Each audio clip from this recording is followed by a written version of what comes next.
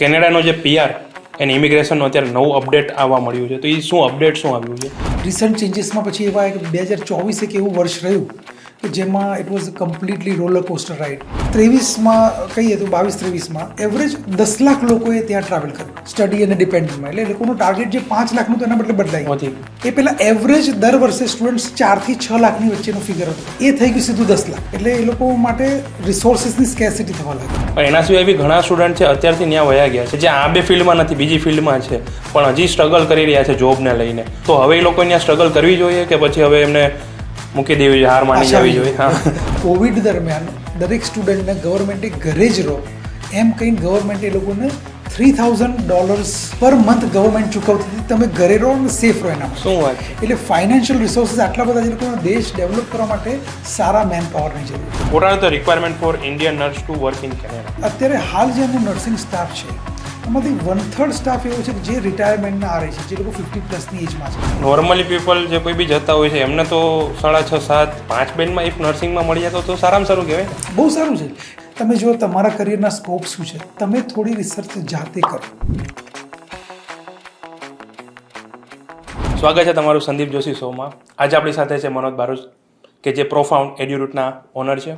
Canada visa કે જે અત્યારે બહુ જ ખાસ ટોપિક અત્યારે આવી રહ્યો છે માર્કેટમાં, તો એના વિશે આપણે ચર્ચા કરીશું. તો સ્ટાર્ટિંગથી સ્વાગત છે તમારું. શરૂઆત કરીએ કે તમે આ જર્ની કેવી રીતના સ્ટાર્ટ કરી ત્યાંથી? સૌથી પહેલાં થેન્ક યુ વેરી મચ સંદીપભાઈ તમારા શો પર બોલાવવા માટે. તમને તમારા દર્શક મિત્રોને સૌને નમસ્કાર. શરૂઆત કરીએ આપણે મારી જર્નીથી. તો હું મારા સ્કૂલિંગ ટાઈમથી જ હું કોચિંગ ઇન્ડસ્ટ્રીથી બિલોંગ કરતો હતો. બરાબર. એટલે ત્યારથી જ હું ટ્યુશન ભણાવવાનું શરૂ કર્યું હતું સ્ટુડન્ટ્સને. After I completed my graduation, મેં એક સ્કૂલમાં જોબ શરૂ કરી. એ પણ again coaching industry as a teacher work કરવાનું શરૂ કર્યું. અને પછી હું ગયો UK મારો ટીચર્સ ટ્રેનિંગ પ્રોગ્રામ કરવા માટે. ઓકે. એ ત્યાં કોર્સ કર્યા પછી, ત્યાં આગળ કામ કર્યા પછી, એક્સપિરિયન્સ લીધા પછી હું 2009માં ઇન્ડિયા આવ્યો. અને ત્યારથી હું આ વિઝા ઇન્ડસ્ટ્રી, એમાં પણ સ્પેસિફિકલી IELTS કોચિંગ ઇન્ડસ્ટ્રીથી કનેક્ટેડ થયો. બરોબર. પછી જોયું કે કોચિંગ ઇન્ડસ્ટ્રી દરમિયાન મેં જોયું કે સ્ટુડન્ટ્સને ડિફિકલ્ટી આવતી. કેટલા બધા કન્સલ્ટન્ટ એજન્ટ એવા કોર્સીસ સ્ટુડન્ટ્સને પકડાવી દેતા હતા કે જેમાં એજન્ટનું કમિશન વધારે હોય. એ લોકો સ્ટુડન્ટના કરિયર પાથનો કોઈ વિચાર ના કરતા હોય કે આ કોર્સ એના માટે કેટલો સુટેબલ રહેશે, એનું ફ્યુચર સ્કોપ શું છે, આ બધા ક્રાઇટેરિયા ઉપર એ લોકો ધ્યાન નહોતા આપતા. એટલે મારા સ્ટુડન્ટ સૌથી પહેલાં આવીને મારી સાથે જ વાત કરતા કે સર આ પ્રોબ્લેમ આવે છે, શું કરીએ આ. પછી ધીરે ધીરે હું સ્ટુડન્ટ વિઝામાં એન્ટર થયો. પછી સ્ટુડન્ટ વિઝામાં એન્ટર થતાં અમે પછી PR તરફ ઝૂક્યા. અમે PR તરફ ઝૂકવાની પણ એવી સ્ટોરી છે કે અમે, મારા પાર્ટનર છે એક, એમના અમે સૌથી પહેલાં PR કર્યા. બરાબર. ત્યાં ગયા પછી એમનું ત્યાં એજ્યુકેશન કમ્પ્લીટ કર્યું. PR પર ગયા પછી પણ એ લોકોએ ઇમિગ્રેશન લોયરના જે કોર્સીસ આવે છે એ કોર્સ કમ્પ્લીટ કર્યો. બરાબર. અને પછી ત્યાં એમને પ્રેક્ટિસ શરૂ કરી થોડી. એટલે આ ઇન્ડસ્ટ્રીમાં વર્ક કરવાનું શરૂ કર્યું. Then we started. કેમ કે એક રિલાયબલ સોર્સ ના હોય ત્યાં સુધી કામ કરવું મને પોતાને પસંદ નથી. બરાબર. અને કેટલા બધા કન્સલ્ટન્ટ્સ જોડે આપણે જોતા હોઈએ તો એ ફેક ડોક્યુમેન્ટેશન, ફેક લેટર્સ આપીને કેટલા લોકો આજે માર્કેટમાં ફ્રોડ્યુલન્ટ એક્ટિવિટી કરતા હોય છે. એટલે એ બધું વસ્તુ ના થાય એટલે હું હંમેશા એક રિલાયબલ સોર્સ ઉપર જ ડિપેન્ડ કરવા માંગતો હતો. એટલે જ્યારે મારા પાર્ટનર ત્યાં ગયા એટલે એટલું વર્ષોનું કનેક્શન, એટલે ખબર હતી કોઈ અનએથિકલ પ્રેક્ટિસ ના કરતા હોય. તો એ કનેક્શન થયા પછી મેં આ PRમાં ફૂલ ફ્લેજ શરૂ કર્યું કામ. અને ટિલ નાઉ અમે ઓલમોસ્ટ 600 જેટલા PR કમ્પ્લીટ કરી ચૂક્યા છીએ. 7,000 જેટલા સ્ટુડન્ટ્સ અમે કોચ કરી ચૂક્યા છીએ IELTS કોચિંગમાં. બરાબર. એટલે that is the numbers. Generally હું વાત કરું તો આટલો એક્સપિરિયન્સ અમને ઇન્ડસ્ટ્રીનો છે. શું વાત છે! નેક્સ્ટ આપણે વાત કરીએ કે કેનેડાનો જે PR એને ઇમિગ્રેશનનો અત્યારે નવું અપડેટ આવવા મળ્યું છે, તો એ શું અપડેટ શું આવ્યું છે? એટલે આપણે નવું અપડેટ જોઈએ એ પહેલાં શરૂઆતથી જ વાત કરીએ, એટલે બેક ટુ બેઝિક જઈએ તો કેનેડાએ PR આપવાનું કેમ શરૂ કર્યું. બરાબર. અને સૌથી પહેલાં જોઈએ તો શું રિક્વાયરમેન્ટ હતી કેનેડાને PR આપવાની. તો ભારત કરતાં 3 ગણો મોટો દેશ છે એરિયાની દ્રષ્ટિએ કેનેડા. અને પોપ્યુલેશન જોઈએ તો ગુજરાત કરતાં પણ ઓછી છે, એટલે લગભગ 4 કરોડની આસપાસ પોપ્યુલેશન છે. એટલે ગુજરાત કરતાં સમજો કે 2/3 જેટલી પોપ્યુલેશન છે એની. તો they need man power. Country જોડે ફાઇનાન્શિયલ રિસોર્સિસ છે. એટલે આજે એમને જરૂર છે કન્ટેન્ટ ડેવલપ કરવા માટે હ્યુમન રિસોર્સિસ. તો હ્યુમન રિસોર્સ ક્યાંથી લેવા? એટલે સપોઝ માણસોની જરૂર છે, એટલે કોઈ પણ દેશમાંથી ઇન્ડિયા, ચાઇના જોડે આપણી જોડે ઢગલો માણસો છે, આમ છે તો રોજે રોજ ફ્લાઇટ ભરીને મોકલી શકીએ એમ છે, તો આપણે ત્યાં ઘટે એવા નથી માણસો. તેમ છતાં આપણે જોઈએ તો એ લોકોને સ્કિલ્ડ વર્કરની જરૂર છે, એટલે ક્વોલિફાઈડ સ્ટાફની જરૂર છે. લોકોને સારા લોકોની જરૂર છે, એ લોકોનું એજ્યુકેશન લેવલ સારું છે. એટલે એ લોકોએ એક્સપ્રેસ એન્ટ્રી ઇન્ટ્રોડ્યુસ કરી 2015માં. બરાબર. 2015 પહેલાં પણ એ લોકો PR આપતા હતા, પણ એ PRની પ્રોસેસમાં 4 થી 5 વર્ષનો જનરલી ટાઈમ લાગતો હતો. હવે 2015થી એ લોકો એક્સપ્રેસ એન્ટ્રી ઇન્ટ્રોડ્યુસ કરી કે જેમાં પોઈન્ટ બેઝ સિસ્ટમ હતી, કે એમાં એજ્યુકેશનના પોઈન્ટ્સ હોતા હતા, એમની લેંગ્વેજ એબિલિટી, એમના એજના પોઈન્ટ્સ, એમના એક્સપિરિયન્સના પોઈન્ટ્સ, એમની કેનેડાની એડેપ્ટેબિલિટીના પોઈન્ટ્સ હોય. તો આ બધા પોઈન્ટ બેઝ સિસ્ટમ એ લોકો ઇન્ટ્રોડ્યુસ કરી અને એક્સપ્રેસ એન્ટ્રીથી લગભગ 6 મહિનાની આસપાસમાં લોકો PR મેળવી શકતા હતા. એટલે તે સ્ટાર્ટેડ ગિવિંગ PR. કોવિડ સુધીમાં એવું થયું કે કોવિડ સુધીમાં તો જનરલી એક્સપ્રેસ એન્ટ્રીમાંથી લોકોનો PR આપતા હતા. કોવિડ વખતે તમને ખબર છે ટ્રાવેલ રિસ્ટ્રિક્શન આવ્યું, એટલે લોકો ત્યાં જે એક્ઝિસ્ટિંગ સ્ટુડન્ટ્સ હતા એમાંથી જે લોકો PRનો કોટા પૂરો કરવા લાગ્યા. અને પોસ્ટ કોવિડ પછી એક્સપ્રેસ એન્ટ્રીના ક્રાઇટેરિયાઝ એટલા હાઈ થતા ગયા તો PRના સ્કોપ્સ ઘટતા ગયા. But still there R PNP ને અધર RNIP છે, EIP એવા અલગ અલગ પ્રોગ્રામ્સ હતા જેના અંતર્ગત એ લોકો PR આપતા હતા અને એવરેજ 5 લાખની આસપાસ દર વર્ષે એ લોકો PR આપતા હતા. ઓકે. રિસન્ટ ચેન્જીસમાં પછી એવા 2024 એક એવું વર્ષ રહ્યું કે જેમાં it was completely roller coaster ride. બહુ બધા અપ્સ એન્ડ ડાઉન્સ આવ્યા એમાં PRના ક્રાઇટેરિયાઝમાં. એટલે એ લોકોએ સૌથી પહેલાં સ્ટુડન્ટ્સમાં રિસ્ટ્રિક્શન નાખ્યા કે પહેલાં તો most of the students were going to Ontario, એટલે મોટાભાગના સ્ટુડન્ટ્સ ઓન્ટારિયો લોકેશન પસંદ કરતા હતા. એટલે ગવર્મેન્ટે કેપ નાખી દરેક પ્રોવિન્સમાં લિમિટેડ સ્ટુડન્ટ્સ લેવાશે. બરોબર. એટલે શું થાય, બધા જ રિજનમાં એ લોકોને ડેવલપમેન્ટની જરૂર હતી, ના કે ખાલી ઓન્ટારિયો છે. એટલે એ લોકોએ કેપ નાખી કે દરેક રિજનમાં સ્ટુડન્ટ્સ જાય એના માટે. એટલે સૌથી પહેલાં આ ચેન્જ લાયા. પછી એ લોકોએ સ્પાઉઝલ વિઝા આપવાના બંધ કર્યા. જે સ્ટુડન્ટ્સ હતા એના ડિપેન્ડન્ટ, એ લોકોએ પછી સ્ટુડન્ટ ડિપેન્ડન્ટના વિઝા આપવાના એ લોકોએ બંધ કર્યા. નોટ બંધ કર્યા કહી શકાય, એના ક્રાઇટેરિયા ટફ કર્યા કે માસ્ટર્સ કે PhD પ્રોગ્રામમાં હોય જે સ્ટુડન્ટ્સ, એ લોકો એમના સ્પાઉઝને ત્યાં આગળ બોલાવી શકતા હતા ડિપેન્ડન્ટ વિઝા પર. બરોબર. એટલે આ બધા રિસ્ટ્રિક્શન મૂક્યા અને એ લોકોએ સંખ્યામાં ઘટાડો કરવા લાગ્યા. ઓકે. એટલે ધીરે ધીરે ગવર્મેન્ટ વોન્ટ્સ કે દે વોન્ટ ક્વોલિટી. કેમ કે થયું કેવું કે 2023માં કહીએ તો 22-23માં એવરેજ 10 લાખ લોકોએ ત્યાં ટ્રાવેલ કર્યું સ્ટડી પરમિટ પર, સ્ટડી અને ડિપેન્ડન્ટમાં. એટલે એ લોકોનું ટાર્ગેટ જે 5 લાખનું તો એના બદલે બદલાઈ ગયું. એ પહેલાં એવરેજ દર વર્ષે સ્ટુડન્ટ્સ 4 થી 6 લાખની વચ્ચેનું ફિગર હતું, એ થઈ ગયું સીધું 10 લાખ.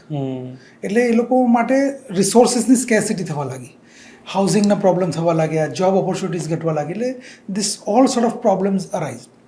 હવે આ સિચ્યુએશન થતાં એ લોકોએ થોડા પોલિસીમાં એમના ચેન્જીસ લાવ્યા. એ ઉપરાંત એ લોકોએ પહેલાં વર્ક પરમિટ બંધ કરી કે વિઝિટર ઉપર જાય ત્યાં આગળ કોઈ માણસ તો વિઝિટથી વર્ક પરમિટ માટે એ લોકો ઓનલાઈન એપ્લાય કરતા હતા. ગવર્મેન્ટે એના ઉપર રિસ્ટ્રિક્શન મૂક્યા. પછી ફ્લેગ પોલિંગ એક રસ્તો હતો કે વિઝિટર વિઝા ઉપર હોય તો ફ્લેગ પોલિંગથી એ લોકો વર્ક પરમિટ મેળવી શકે અને પછી ઇવેન્ચ્યુઅલી PR થાય. તો એ પણ એ લોકોએ ગવર્મેન્ટે બંધ કર્યું. અને હવે જે PRમાં LMIના પોઈન્ટ હતા એ સ્પ્રિંગથી એટલે કે 1 એપ્રિલથી 2025થી એ લોકોએ LMIના જે PRની કેટેગરી માટે 50 પોઈન્ટ્સ ને 200 પોઈન્ટ્સ હતા એ પણ એ લોકોએ રિસ્ટ્રિક્ટ કરી દીધા. એટલે there are so many changes. Plus એ લોકોએ ફિગર્સમાં પણ એમના ચેન્જીસ કર્યા છે કે હવે કેટલા લોકોને PR આપવા એવરેજ. એટલે દેર આર મેની ચેન્જીસ અને હજુ પણ કદાચ 2025માં ઘણા બધા ચેન્જીસ આવશે પોસ્ટ ઇલેક્શન. બરોબર. Canada steel accepting PR application કે હવે નહીં કરતી? બહુ સારો અને મહત્વનો ક્વેશ્ચન છે, કેમ કે ઘણા બધાના મનમાં આ પ્રશ્ન હોય જ છે અત્યારે. તો સંદીપભાઈ, કેનેડિયન ગવર્મેન્ટે PRનો જે કોટા હતો એ થોડો રિડ્યુસ કર્યો. એટલે 2024માં 4,85,000 લોકોને ગવર્મેન્ટનો ફિગર હતો કે PR આપવાનો. એ હવે 2025માં એ લોકોએ 3,95,000 લોકોને PR આપશે એવું કર્યું. એટલે government of Canada is still giving PR. પરંતુ જે ફ્લો ઓફ પબ્લિક થયો એના કારણે દે હેવ રિસ્ટ્રિક્ટેડ કે કેવા લોકો એમને જરૂર છે. પહેલાં તો હોટેલ ઇન્ડસ્ટ્રી, રેસ્ટોરન્ટ ઇન્ડસ્ટ્રીવાળા સરળતાથી PR આપી દેતા. હવે ગવર્મેન્ટને ક્વોલિટી લોકો જોઈએ છે. જેમ કે સ્પેસિફિકલી વાત કરીએ, ગવર્મેન્ટને નર્સિંગ ઇન્ડસ્ટ્રી છે. તો હેલ્થ સેક્ટર એવું સેક્ટર છે જેની ઓલવેઝ ડિમાન્ડ છે, not only in Canada, global level પર. પછી કન્સ્ટ્રક્શન ઇન્ડસ્ટ્રી, તો ગવર્મેન્ટ કન્સ્ટ્રક્શન ઇન્ડસ્ટ્રીથી બિલોંગ કરતો હોય તો નર્સિંગથી હોય તો એ લોકોને પ્રાયોરિટી લિસ્ટમાં રહેશે. Steel government is giving PR. એના ક્રાઇટેરિયાઝ એ લોકોએ થોડાક વધારે હાઈ કર્યા છે, but still government wants to give PR ને એટલે જ એ લોકો અનાઉન્સ કર્યો છે 3,95,000નો એમનો કોટા PR માટેનો. બરોબર. મતલબ કે નર્સિંગમાં અત્યારે સ્કોપ છે ત્યાં? જી, નર્સિંગ અને કન્સ્ટ્રક્શન ઇન્ડસ્ટ્રી જેમ વાત કરી, ક્રિટિકલ ફિલ્ડ હશે એ લોકોની હંમેશા ડિમાન્ડ હશે. તમે નર્સિંગની શા માટે, હું તમને કહું કે નર્સિંગ ઇન્ડસ્ટ્રી કે કન્સ્ટ્રક્શન ઇન્ડસ્ટ્રીની વાત કરીએ તો હાઉસિંગ સ્કેરસિટી થવાથી government is more investing in construction industry. તો એ તરફ લોકોને કન્સ્ટ્રક્શન ઇન્ડસ્ટ્રીના લોકોની જરૂર પડશે. Health sector is struggling. ત્યાં આગળ અત્યારે જે સિચ્યુએશન છે હેલ્થ સેક્ટરની, તો health sector is struggling. Nursing સ્ટાફની શોર્ટેજ છે, એટલે નર્સિંગ પણ એ લોકોની પ્રાયોરિટી લિસ્ટમાં છે. ઓકે, પણ એના સિવાય બી ઘણા સ્ટુડન્ટ છે અત્યારથી ત્યાં વયા ગયા છે, બરાબર છે, કે જે આ બે ફિલ્ડમાં નથી, બીજી ફિલ્ડમાં છે, પણ હજી સ્ટ્રગલ કરી રહ્યા છે જોબને લઈને. તો હવે એ લોકો ત્યાં સ્ટ્રગલ કરવી જોઈએ કે પછી હવે એમને મૂકી દેવી જોઈએ, હાર માની જવી જોઈએ? બહુ સારો ક્વેશ્ચન પૂછ્યો, કેમ કે ઘણી વખતે ઘણા પેરેન્ટ્સ અમારી જોડે આ કન્સર્ન લઈને આવતા હોય છે કે ભાઈ અમારા બાળકો ત્યાં છે ને હવે શું કરીએ એમ. અને યુટ્યુબ પર પણ એક પેલું વચ્ચે ટ્રેન્ડ ચાલુ તો બહુ બધા વિડીયોઝ ફરતા હતા કે ભાઈ હું પાછો આવું છું ઇન્ડિયા. તો હું કહું ઓનેસ્ટલી જોબના થોડા ક્રાઇસિસ છે, પણ it is not that the only case. હવે આમાં કહીએ કે સૌથી પહેલાં જોઈએ કે રૂરલ એરિયા અને અર્બન એરિયા. ઓકે, એટલે ડાઉનટાઉન કે સિટી સેન્ટર્સ જ્યાં આગળ છે ત્યાં આગળ મોટાભાગના સ્ટુડન્ટ્સને ત્યાં રહેવું અને ત્યાં જ એજ્યુકેશન લેવું પસંદ છે. એટલે સ્ટુડન્ટ્સનો ફ્લો વધારે ત્યાં છે. માણસોનો ફ્લો જ્યાં આગળ વધારે હોય ત્યાં આગળ તમને ખબર છે કે ઓબ્વિયસ વાત છે કે સ્કેર્સિટી થવાની છે જોબની. આજે પણ કેટલા બધા એમ્પ્લોયર્સ અમારા સંપર્કમાં છે જે લોકો અમને કહેતા હોય કે we are in need of staff. અને જે આ PR PNPમાં કે આ બધામાં જે સ્પોન્સર લેટર ઉપર થતા હોય છે આ જ કારણે થાય છે કે દે નીડ સ્ટાફ, અને લોકો રૂરલ એરિયામાં સ્ટાફ નથી મળતા. ઓકે, ફ્લો બધાનો માઇન્ડસેટ સિટી એરિયામાં રહેવાનું જ છે અને એ લોકો રૂરલ એરિયામાં નથી. તો જે લોકો સ્ટ્રગલ કરી રહ્યા હોય જોબ માટે, હું એ લોકોને રેકમેન્ડ કરીશ કે એ લોકો they should migrate towards the rural Canada. Rural area તરફ થશે તો એ લોકોના જોબ ઓપોર્ચ્યુનિટીઝ વધશે. બીજું થાય પોસ્ટ સ્ટડી જે PRના ક્રાઇટેરિયા હતા ગવર્મેન્ટે થોડા સ્ટ્રિક્ટ કર્યા છે, કેમ કે પોઈન્ટ બેઝ સિસ્ટમ છે જેમ આપણે આગળ વાત થઈ. તો મેં જોયું કે ઘણા બધા એમ્પ્લોયર્સ અમને એમ કહેતા કે જે સ્ટુડન્ટ અમારે ત્યાં આવે એ સીધું પહેલાં પૂછે કે તમે PR માટે પણ સપોર્ટ કરશો. અને એમ્પ્લોયર્સને આ વસ્તુ રૂચતી નથી, એ લોકોને મજા નથી આવતી જરા ડાયરેક્ટ કાંઈ કે એમનું ઇન્ટેન્શન કે એમનો મોટિવ PR થવાનો છે ને એટલે તમારે ત્યાં જોબ કરવી છે, તો એ કન્સર્નથી નથી.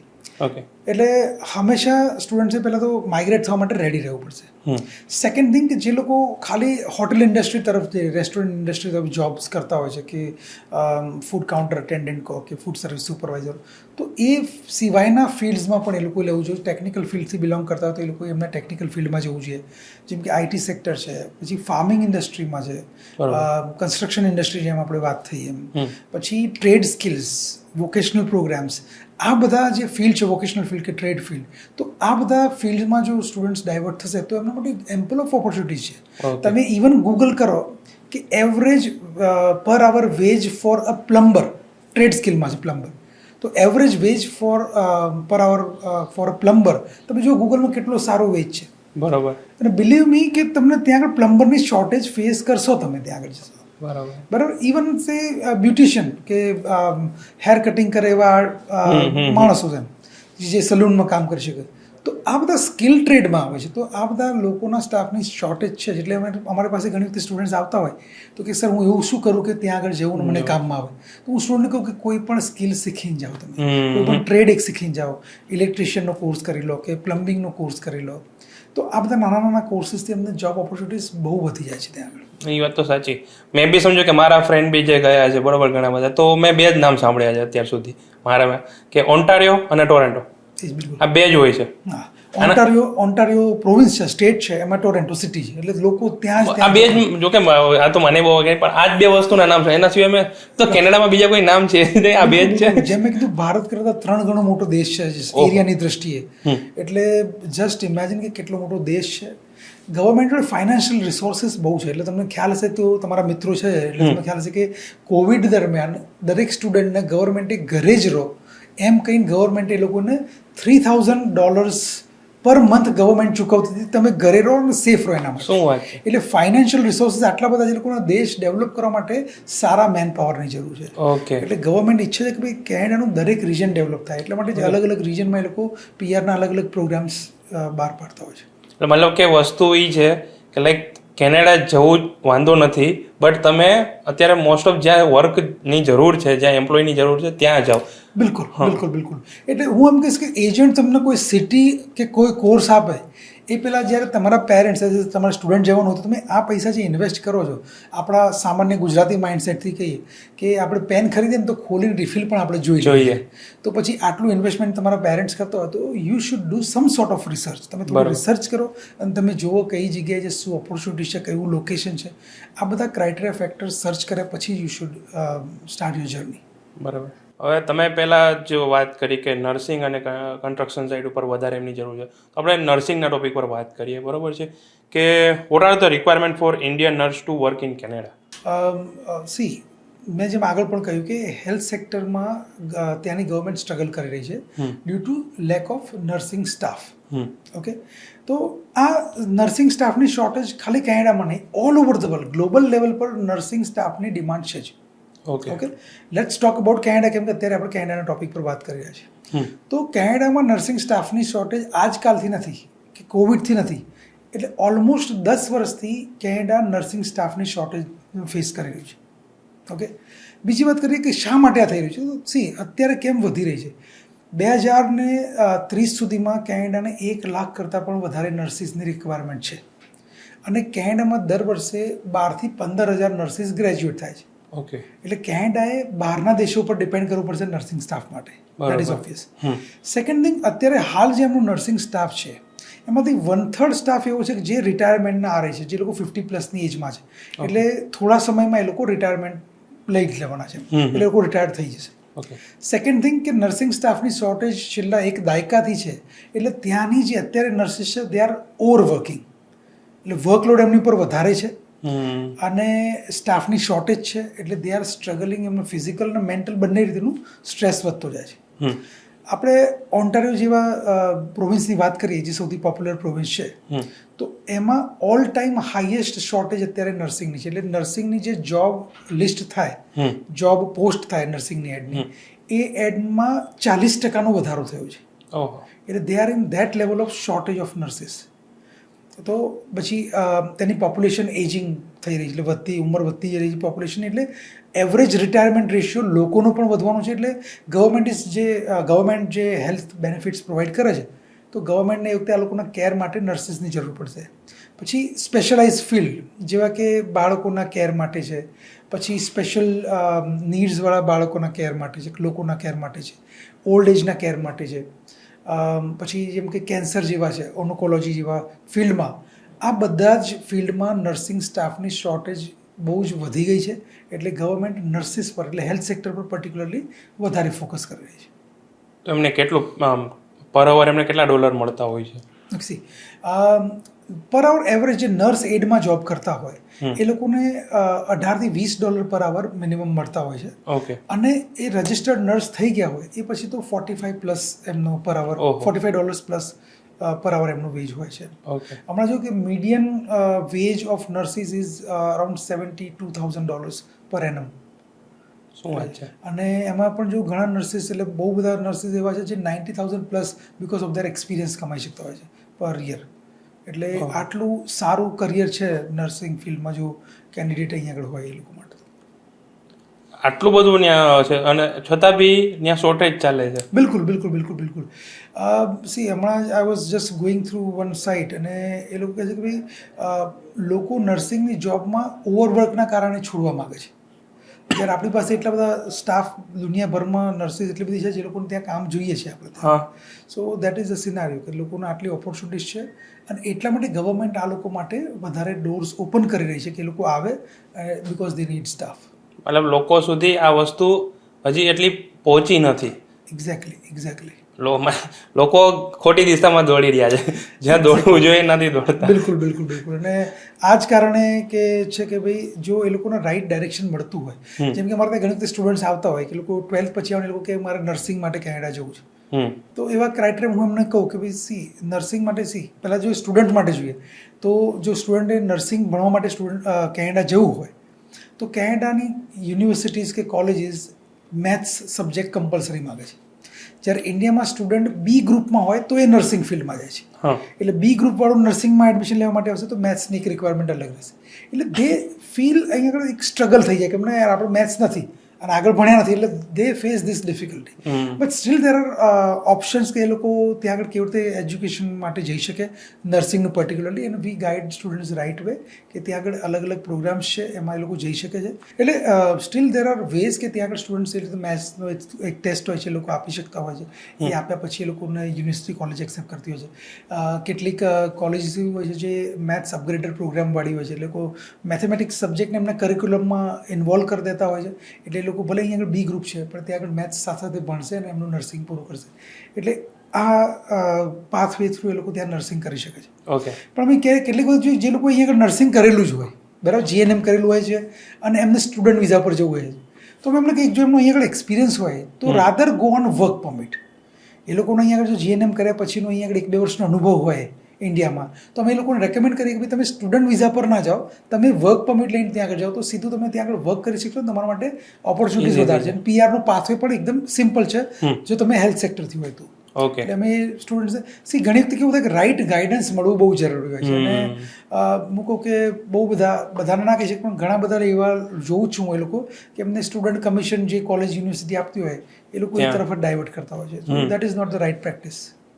અને હમણાંથી થોડુંક તમે જોયું છે કે વધી ગયો છે આ બધું. બિલકુલ બિલકુલ બિલકુલ. અને સાચું ગાઈડ નથી કરતા, તમે કીધું એમ જ કે લાઈક એમને પૈસા મળે છે આટલી લોકો સીધું કોઈ બી જે યુનિવર્સિટીથી ત્યાંથી જેમને લાગતા હોય છેડા જ્યાં શોર્ટેજ હોય ત્યાં લોકોને મોકલી દે, પછી પાછળ એમનું જે થવું એ જોતા નથી. હા, એટલે જનરલી તમારી વાત 100% સાચી છે. અત્યારે વધવાનું કારણ જે છે કે જે કોલેજીસ યુનિવર્સિટીઝ એમને લુક્રેટિવ મની અમાઉન્ટ ઓફર કરતી હોય છે એટલે એ લોકો એમને ત્યાં આગળ એડમિશન કરાવી દેતા, પણ દે ડોન્ટ સી કે સ્ટુડન્ટનું કરિયર શું થશે એમ. જ્યારે અમે લોકો કરિયર કાઉન્સિલિંગ ઉપર ડે 1 થી ફોકસ કરીએ છીએ કે સ્ટુડન્ટ અહીંયા આગળ શું ભણ્યું છે, એના કેવા સબ્જેક્ટમાં કેવા માર્ક્સ છે, આ બધા ઉપર અમારું ફોકસ હોય છે. ઓકે. અમે ઇનફેક્ટ એવું પણ જોઈએ કે સ્ટુડન્ટ્સને આ પોસ્ટ સ્ટડી શું કરિયર ઓપોર્ચ્યુનિટીઝ એના માટે હશે, એ માટેની એની કોઈ એવી રિક્વાયરમેન્ટ હશે જે એને અત્યારથી એ સ્કિલ બિલ્ડ કરવા જોઈએ. તો અમે ડ્યુરિંગ ધ વિઝા પ્રોસેસ પણ સ્ટુડન્ટને કહીએ ભાઈ અત્યારે આપણું વિઝા પ્રોસેસનો નેક્સ્ટ ઇન્ટેક આવે ત્યાં સુધી 6 મહિનાનો ટાઈમ છે, તો you take experience of that field. Okay. તું થોડો એક્સપિરિયન્સ લઈને જઈશ ત્યાં આગળ તારા માટે ફાયદાકારક રહેશે. તો અમે આ બધું ગાઈડ કરતા જઈએ છીએ સ્ટુડન્ટ્સ. લમસમ આપણે અમાઉન્ટ કહીએ તો નોર્મલ કોઈ બી એમના વ્યક્તિને જવું હોય ત્યાં તો કેટલો અમાઉન્ટ થાય અને નર્સિંગ સેક્ટરમાં જવું હોય તો કેટલું થાય? નર્સિસ માટે સૌથી પહેલાં તો ક્વોલિફિકેશન છે. કોઈ પણ કન્ટ્રીમાં વાત કરીએ કે નર્સિસની જરૂર, કોઈ પણ સ્ટાફની જરૂર હોય તો એ લોકોને સૌથી પહેલાં જોશે એ લોકોની ક્વોલિફિકેશન. તો એ લોકો એએનએમ કે જીએનએમ કે બીએસસી નર્સિંગ કંઈ પણ નર્સિંગનું ક્વોલિફિકેશન એમને લીધેલું હોય, that is the first criteria. Second criteria હશે કે જે ફિલ્ડમાં એ લોકોને લેવા છે, કોઈ માણસોને બહારથી બોલાવવા છે, તો એ લોકોને એ ફિલ્ડના એક્સપર્ટ કે તજજ્ઞ કે કાર્યકુશળ લોકો જોઈશે. તો એવો એક્સપિરિયન્સ હોય એ ફિલ્ડમાં, નર્સિંગ ફિલ્ડનો એક્સપિરિયન્સ હોય 2-3 વર્ષ, કે જેટલો વધારે એક્સપિરિયન્સ એટલું વધારે સારું છે. તો એક્સપિરિયન્સ સ્ટાફ જોઈશે, ક્વોલિફાઈડ સ્ટાફ જોઈશે, અને પછી ત્રીજી મહત્ત્વની રિક્વાયરમેન્ટ છે કે કોઈ પણ દેશમાં કામ કરવા માટે ત્યાંની લેંગ્વેજ આવડવી. ઓકે. એટલે આપણે અહીંથી સમજો ભારતથી માઇગ્રેટ થઈએ અને બંગાળમાં જઈએ, જો બંગાળી લેંગ્વેજ નહીં આવડતી હોય આપણને તો પછી આપણને ત્યાં તકલીફ પડવાની છે. એટલે English language is the requirement. Okay. તો એ લોકોને ઇંગ્લિશ લેંગ્વેજ આવડવી જરૂરી છે. IELTSનો એક ટેસ્ટ આપવાનો છે, એ આપવાનો હોય છે. એટલે CLB 5 બેન્ડની રિક્વાયરમેન્ટ હોય છે. 5 બેન્ડની. હા, તો 5 બેન્ડ જેવો IELTSનો સ્કોર હોય, એમનું નર્સિંગનું ક્વોલિફિકેશન હોય અને 2-3 વર્ષનો એવું વર્ક એક્સપિરિયન્સ હોય તો they are eligible to work in Canada અને એમના માટે સારી ઓપોર્ચ્યુનિટીઝ રહેશે એમના માટે. ઓકે. લાઈક નોર્મલી પીપલ જે કોઈ બી જતા હોય છે એમને તો 6.5-7 અરાઉન્ડ બેન્ડ, 6.5-6 બેન્ડ આવે છે, તો 5 બેન્ડમાં ઇફ નર્સિંગમાં મળી જાય તો સારામાં સારું કહેવાય ને. બહુ સારું છે. એટલે એ જે તમે કીધું ને 6-6.5 એ લોકો સ્ટુડન્ટ વિઝા પર જતા હોય તો એ લોકોનું ક્રાઇટેરિયા એ છે એકેડેમિકમાં. અહીંયા આગળ નર્સિંગ સ્ટાફને ત્યાં આગળ વર્ક કરવા માટે જવાનું, એટલે 5 CLB 5 લેવલ જેને કહે છે, રીડિંગમાં 4.5 બેન્ડ છે, બાકી બધામાં 5 બેન્ડ હોય, તો એ વ્યક્તિ ત્યાં આગળ જઈને બેઝિક કમ્યુનિકેશન સારી રીતે કરી શકતું હોય. એના ફિલ્ડનો ટેકનિકલ એની પાસે એક્સપિરિયન્સ છે, એટલે એનો ફિલ્ડનો એક્સપિરિયન્સ અને લેંગ્વેજ એબિલિટી છે, ક્વોલિફિકેશન છે, તો એ સરળતાથી કામ કરી શકે. ઓકે. હવે નોર્મલી ત્યાંના જે બધા જે સ્ટુડન્ટ જે ક્વેશ્ચન કરતા હોય છે, બરાબર, એ જ હું તમને ક્વેશ્ચન કરું કે લાઈક ચાલો નર્સ ત્યાં વયા બી ગયા, બરાબર છે, થઈ બી ગયો, પણ એમના પીઆરની કાંઈ ઇઝીલી એવું થઈ જાય કે એમાં બી પીઆરની કંઈ? બિલકુલ. મેં જેમ આપણે શરૂઆતમાં વાત થઈ કે નર્સ એક એવું ફિલ્ડ છે, નર્સિંગ ફિલ્ડ, એ કન્સ્ટ્રક્શન ઇન્ડસ્ટ્રી, તો આ એક ક્રિટિકલ વર્કિંગ ફિલ્ડ છે. તો એ લોકો માટે નર્સિંગ માટે પર્ટિક્યુલરલી વાત કરતો વેરી બ્રાઇટ ઓપોર્ચ્યુનિટીઝ છે. ઇવન તમે એક્સપ્રેસ સેન્ટરના ડ્રો જો તો હેલ્થ સેક્ટરના ડ્રો સૌથી નીચા હોય છે, એટલે સૌથી ઓછા પોઈન્ટ હોય તેમ છતાં એ લોકોનું પીઆર કન્વર્ટ થઈ જતું હોય છે. તો નર્સિંગ ઇન્ડસ્ટ્રી માટે બહુ જ બ્રાઇટ ઓપોર્ચ્યુનિટી છે, એમનું પીઆર થવાના સૌથી હાઈએસ્ટ ચાન્સીસ છે નર્સિંગ ઇન્ડસ્ટ્રી. બરાબર. પીઆરની સૌથી પહેલા મેં જોયું છે કે જેટલા બી મારા ફ્રેન્ડ છે કે જે બી છે બધાને પીઆરની બહુ આમ હોય છે કે પીઆર તો આટલી બધી ત્યાં પીઆરનું એટલું બધું આમ શું કે માન સન્માન મળી ગયું છે એવું કે માન સન્માન કરતા હું એમ કહીશ કે સપોઝ કોઈ વ્યક્તિ સ્ટુડન્ટ વિઝા ઉપર જેના 2 વર્ષના સ્ટુડન્ટ વિઝા થયા તો 2 વર્ષના સ્ટુડન્ટ વિઝા પછી શું કરશે કાં તો ભારત પાછો આવશે અથવા તો વર્ક પરમિટ કન્વર્ટ કરાવશે અને 2 વર્ષના વર્ક પરમિટ 2 વર્ષના સ્ટુડન્ટ વિઝા પછી એમને 3 વર્ષની વર્ક પરમિટ મળશે 3 વર્ષની વર્ક પરમિટ પછી શું એને તો ત્યાં વિઝાના પૂરા થાય પર્મનન્ટ રેસિડેન્સી એક એવી કેટેગરી છે કે જ્યાં આગળ એ લોકો પર્મનન્ટલી રહી શકે જેમ એનું નામ છે પર્મનન્ટ રેસિડેન્સી મોટાભાગના કેન્ડિડેટ્સ એક વખત પીઆર ઉપર જતા રહે પછી 3 વર્ષ ત્યાં આગળ સમય સ્પેન્ડ કરી અને પછી ત્યાં આગળ સિટીઝન થઈ જતા હોય છે એટલે સિટીઝનશીપ લઈ લેતા હોય અને આ જ ટ્રેન્ડ ચાલે છે લોકોને ત્યાં પર્મનન્ટ રેસિડેન્સી હોય તો ત્યાં કોઈ દેશથી અમને પાછા કાઢી ના શકે એટલા માટે બરાબર એટલે લોકો સાથે સાથે તમે પૂછ્યું પીઆરનું આટલું બધું લોકો બૂમો પાડતા હોય છે તો અત્યારે જેમ ગવર્મેન્ટે પીઆરના ક્રાઇટેરિયા સ્ટફ કર્યા છે એથી ત્યાં આગળ જે સ્ટુડન્ટ્સ અત્યારે એક્ઝિસ્ટ કરે છે એ લોકો પણ પીઆર કરવાની એ લોકોને ડિફિકલ્ટી પડતી હોય છે એટલે ઘણા બધા સ્ટુડન્ટ્સ અમારો સંપર્ક કરતા હોય છે અને વી એનાલાઇઝ દેર પ્રોફાઇલ પછી એમને સજેશન આપતા હોય કે તમારે આટલું કરવું પડશે જેથી તમારું પીઆર તમે થઈ શકશે અથવા તો તમે અહીંયા આગળ માઇગ્રેટ થાઓ એક્સપિરિયન્સ લો તો અલગ અલગ ક્રાઇટેરિયા તમે સ્ટુડન્ટ્સને પણ ગાઈડ કરતા હોઈએ છીએ જે લોકો ત્યાં આગળ અત્યારે ઓલરેડી છે એમનું સ્ટડીઝ કરે છે અથવા તો સ્ટડીઝ પૂરું કર્યું છે મોસ્ટ જનરલ ક્વેશ્ચન બધાને ફાસ્ટ વિઝા જોતા હોય છે તમે કેટલા ફાસ્ટ વિઝા કરી આપો છો સી ફાસ્ટ વિઝા સૌથી કોમન ક્વેશ્ચન છે પેરેન્ટ્સ જે ક્યારે બી આવે અથવા તો કોઈ ક્લાયન્ટ્સ આવતા હોય તો સૌથી પહેલા એ લોકો નહીં જ હોય કે આ જે ડોક્યુમેન્ટ્સ આપું કાલે મારા વિઝા થઈ જાય પણ વાસ્તવમાં આવું થતું નથી હોતું બરાબર કેનેડાની ઓફિશિયલ વેબસાઇટ છે www.canada.ca એમાં અથવા તો તમે ગૂગલમાં ચેક પ્રોસેસિંગ ટાઈમ કેનેડા લખશો તેની ઓફિશિયલ વેબસાઇટ ઉપર આ બધી ઇન્ફોર્મેશન આપેલી હોય છે જેમ કે અત્યારે વાત કરીએ જો વર્ક પરમિટની વાત કરીએ તો અત્યારે 18 વીક્સનો પ્રોસેસિંગ ટાઈમ છે આફ્ટર એપ્લિકેશન બરાબર એટલે તમારા બધા ડોક્યુમેન્ટેશન થઈ જાય પછી તમે વિઝા ફાઇલ કરો ત્યાંથી 18 વીકનો સમય વર્ક પરમિટ માટે લાગતો હોય છે અને સ્ટુડન્ટ વિઝા માટે વન્સ યોર એડમિશન ને ફીઝ ને આ બધું કમ્પ્લીટ પાર્ટ થયા પછી જ્યારે એપ્લિકેશન કરીએ તો પછી અત્યારે 9 વીક જેટલો પ્રોસેસિંગ ટાઈમ હાલ બતાવે છે આ ટાઈમ ટુ ટાઈમ અપડેટ થતું જ હોય છે એટલે you can always check online જાતે જઈને પણ આ રાતોરાત થવાનું કામ નથી આમાં પેશન્સની રિક્વાયરમેન્ટ હોય છે એપ્લિકેશન કરીએ ઘણી વખતે કેવું હોય કે ગવર્મેન્ટે 18 વીક્સ આપ્યો છે વધારે 18 ના બદલે 20-25 વીક્સ પણ થઈ શકે છે અને ઘણી વખતે 18 વીક્સના બદલે 12 વીક્સમાં પણ આવી જતું હોય છે એટલે it is completely right of Canadian government કે એમના પ્રોસેસિંગ ફ્લો ઉપર ડિપેન્ડ કરવું છે ઓકે તો તમે શું સર્વિસ પ્રોવાઈડ કરો છો તમે અમારો સંપર્ક કરો તો અમે પાસપોર્ટ ઇસ્યુ કરાવવાથી માંડી એટલે પાસપોર્ટ એપ્લિકેશન કરવાથી માંડીને સ્ટડી પરમિટ છે વિઝિટર વિઝા છે ડિપેન્ડન્ટ વિઝા છે કેનેડાનો પીઆર છે બિઝનેસ ઇન્વેસ્ટર કેટેગરીમાં વિઝા કરવા હોય સિટીઝનશીપ એપ્લાય કરવું હોય એટલે ઇન શોર્ટ તમારા પાસપોર્ટથી માંડી અને તમારું ત્યાં આગળ સિટીઝનશીપ થાય ત્યાં સુધીની દરેક સર્વિસીસ અમે પ્રોવાઈડ કરીએ છીએ એ ઓનશોર અને ઓફશોર બંને એટલે આ બધી જ તમારા કોઈ સગા સંબંધી કેનેડામાં હોય એ લોકોને ત્યાં કોલેજ યુનિવર્સિટી ચેન્જ કરવી હોય તો પણ અમે સપોર્ટ કરીએ છીએ એ લોકોને ત્યાં પોસ્ટ સ્ટડી વર્ક પરમિટ કરવું હોય એમને પીઆર કરવું હોય એમના પેરેન્ટ્સને બોલાવવા હોય પીઆર પછી સિટીઝનશીપ લેવી હોય તો આ દરેક કેટેગરીમાં અમે એમને વિઝામાં કોઈ પણ સર્વિસીસમાં અમે હેલ્પફુલ થઈ શકીએ અમારી બ્રાન્ચ અમદાવાદમાં છે કેશવબાગ સાથે આઈટીસી હોટલની એક્ઝેક્ટ સામે છે શિવાલિક શિલ્પીઓમાં આ સિવાય અમારી સુરતમાં પણ બ્રાન્ચ છે અને વલસાડમાં પણ બ્રાન્ચ છે તો તમે એમાંથી ક્યાંય પણ તમે અમારો સંપર્ક કરી શકો લાઈક ઓડિયન્સને ક્યારે બી કોઈ પણ પ્રકારનું અટકે તો તમારી ત્યાં આવી શકે અમે સંદીપભાઈ કે અમે કોઈએ ક્યાંય બીજેથી પણ એપ્લિકેશન કરી હોય અને એમને કોઈ પણ ડિફિકલ્ટી આવતી હોય તો પણ એ લોકો અમારો સંપર્ક કરી શકે છે કે મેં અહીં સોએન્સો કન્સલ્ટન્સીમાંથી એપ્લાય કર્યું છે મને આ જવાબ નથી મળતો તમે મારી શું મદદ કરી શકો તો અમારાથી બનતી મદદ કરીએ છીએ કેટલા લોકો થ્રુ આઉટ ધ પ્રોસેસ અમારી પાસે એવા હોતા કે ભાઈ મેં સોએન્સો કન્સલ્ટન્સીમાંથી મારું પીઆરની પ્રોસેસ સ્ટાર્ટ કરી છે એપ્લિકેશન કર્યું છે પણ અહીંથી હું આ જગ્યાએ અટક્યો છું તો શું થઈ શકે એમ કે શું મારી પ્રોસેસ બરાબર થઈ રહી છે એ પૂછવા માટે પણ અમને આવતા હોય છે કેટલીક વખતે મને અથવા તો અમારી ઓફિસે કોઈ પણ જગ્યાએ મતલબ આ પૂછવા માટે આવતા હોય કે ભાઈ મારી પ્રોસેસ બરાબર થઈ રહી છે એ જાણવા માટે પણ અમારી પાસે આવતા હોય અમે એમને free of charge profile evaluation કરીને આપીએ છીએ અને એમની પ્રોસેસ બરાબર થઈ રહી છે કે નહીં એ પણ અમે એમને ગાઈડ કરતા હોઈએ છીએ મોટાભાગે બરાબર ન્યૂ હવે કોઈ જવા માગતા હોય બરાબર છે અથવા તો કોઈને હવે ગાઈડન્સની જરૂર હોય અથવા તો નવાને તમને કોઈ જે જોઈન કરવા માંગતા હોય તો એને તમે શું સલાહ આપશો કે હવે શું કરવું જોઈએ જેમ મેં આગળ કહ્યું એમ કે જો તમે વિઝા માટે એપ્લાય કરતા હોય છો વી આર ગુજરાતી એટલે આપણે જેમ મેં કીધું કે નાનામાં નાની વસ્તુમાં પણ આપણે પૈસા વસૂલ જોઈએ તો એ જ રીતે તમે જ્યારે આટલા પૈસા ઇન્વેસ્ટ કરી રહ્યા હોય તો તમે જુઓ કે તમારા પૈસા બરાબર જગ્યાએ જઈ રહ્યા છે, તમે રાઇટ કોર્સ રાઇટ યુનિવર્સિટી લીધું છે. એજન્ટ તમને એની ચોઇસની કોલેજ યુનિવર્સિટી તો નથી આપી દેતું ને. તમે જો તમારા કરિયરના સ્કોપ શું છે, તમે થોડી રિસર્ચ જાતે કરો.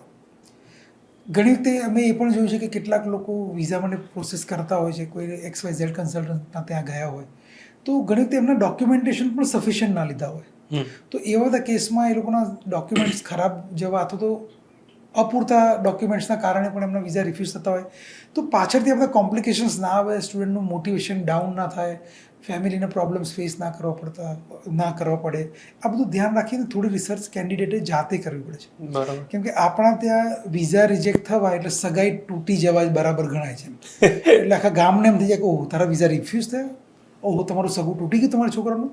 એટલે આટલો પ્રોબ્લેમ થતો હોય છે. કે મેં જ્યારે કન્સલ્ટન્ટની પહેલી મુલાકાતે આવે ને કેન્ડિડેટ, ત્યારે એના ફળિયામાં સોસાયટીમાં આજુબાજુ બધાને ખબર પડી ગઈ હોય. સપોઝ સંદીપભાઈ મળવા આવ્યા ને મને, તો એમ થાય કે સંદીપભાઈની આખી સોસાયટીની ખબર હોય કે સંદીપભાઈ ફોરેનનું કરે છે, સંદીપભાઈ ફોરેનનું પ્લાન કરે છે. અને પછી આવા ઓબ્સ્ટિકલ આવતા હોય તો it can definitely like candidates moral lose કરી દેતા હોય. તો હું કહીશ કે થોડી રિસર્ચ તમે પણ કરો. આંધળા કોઈ ગાઈડ કરે એ પ્રમાણે ગાઈડ ના થાઓ, રિસર્ચ કરો. અને તમે ક્યાંયથી પણ વિઝા પ્રોસેસ કરો, તમે ક્યાંય જરૂર લાગે ગાઈડન્સ માટેની તો ડેફિનેટલી અમારો સંપર્ક કરી શકો છો. Will provide you that guidance. Candidates ક્યાંયથી પણ અપ્લાય કર્યું હોય, કોઈ પણ કન્સલ્ટન્સીમાંથી અપ્લાય કર્યું હોય તો એક વખત જરૂર પ્રોફાઉન્ડ એડ્યુટની મુલાકાત લે. અમે તમને ગાઈડન્સ આપીશું છે. તમે એ જરૂર નથી તમે એપ્લિકેશન અમારે ત્યાંથી કરી છે કેમ, તમે ક્યાંયથી પણ એપ્લિકેશન કરો તો પણ પ્રોફાઉન્ડ એડ્યુટ તમને સપોર્ટ કરશે દરેક ક્ષેત્રમાં. ચાહે તમે સ્ટુડન્ટ વિઝા અપ્લાય કર્યા હોય, વિઝિટર વિઝા અપ્લાય કર્યા હોય કે પરમનન્ટ રેસિડેન્સીની એપ્લિકેશન કરી હોય, પ્રોફાઉન્ડ એડ્યુટ તમને ડેફિનેટલી સપોર્ટ કરશે દરેક કાર્યમાં. સૌથી પહેલાં તો થેન્ક યુ, તમે આવ્યા. અને હું ઓડિયન્સને બી જ કહેવા માગીશ કે લાઈક બહાર જે બધી ન્યૂઝ ચાલી રહી છે, શું છે શું નહીં, તો ડાયરેક્ટ તમે સીધું એ વસ્તુને ન્યૂઝને લઈને મનગણત કહાની ના બનાવી લો. બીજું કે લાઈક તમારે સૌથી પહેલાં તો રિસર્ચ, તમે એમ કીધું કે રિસર્ચ કરવી જરૂરી છે. તમારે ક્યાં જવું, કેમ જવું, અને ઇફ ક્યાં તમે અટકાવો છો તો સાચી ગાઈડન્સની બી જરૂર છે. તો થેન્ક યુ તમે આવ્યા અને આટલું સરસ પોડકાસ્ટ આપ્યું એના માટે. અને તમે બી ઇફ કાંઈ બી પ્રકારની માહિતી જોતી હોય તો ડાયરેક્ટ એમનો નંબર હું આપી દઈશ સ્ક્રીન ઉપર અને ડિસ્ક્રિપ્શનમાં બી હશે. અને પ્રોફાઉન્ડ એડ્યુટનો જરૂરથી સંપર્ક કરજો. એન્ડ થેન્ક યુ તમે આવ્યા એના માટે. થેન્ક યુ વેરી મચ સંદીપભાઈ. તમને પણ મળીને ખૂબ આનંદ થયો, તમારી સાથે વાત કરીને અમને પણ મજા આવી. અને સાચી માહિતી બહુ બધી ઓડિયન્સ સુધી પહોંચી શકશે તમારા માધ્યમથી, એ બદલ ખૂબ ખૂબ આભાર. Thank you. તો આવી જ રીતે જોતા રહો. ફરીથી આપણે મળીશું નવા પોડકાસ્ટમાં નવા વ્યક્તિ સાથે. ત્યાં સુધી બાય.